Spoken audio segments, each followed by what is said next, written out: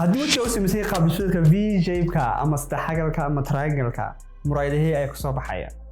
weji kasta muraayad kasta kuma soo baxdo. waa sababta ay muraayado kala duwan loo soo saaray oo muujinaya ka lifestyle-ka soo dhawaada. muraayada hore soo qaban muraayad la yaqaan rectangle sunglass. muraayadan waxay ka soo horjeedaa qaab dhismeedka wajigaagu samaysan yahay waxayna ka dhigaysaa wajigaaga mid ka weyn oo isku dheeli tiran. muraayada aviator sunglass waa muraayad labaad soo qaadano. muraayadan qaab dhismeedkeeda dabacsan ee ballaaran waxa uu u abuuray wajigaaga mid isku dheeli tiran.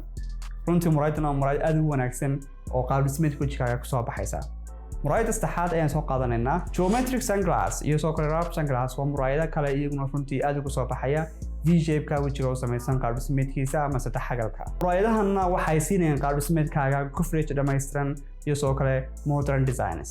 ugu dambeyntii muraayada ay soo qaadanno ee V shape-ka kusoo baxaysa ama saddexagalka wajiga oo samaysan oo muraayada loo yaqaano oval sunglass. muraayadan way wareegsan tahay runtii waxay ku soo baxaysaa wajigaaga si aad ugu wanaagsan.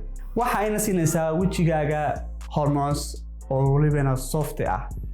haddii aad u baahan tahay muraayadaha qaab dhismeedka ku soo baxay wajigaaga sidoo og yahay iyo soo kale bisida kugu soo baxaya. booqo website-kayga caftahmotino.com kadibna booqo qaybta personalized styling.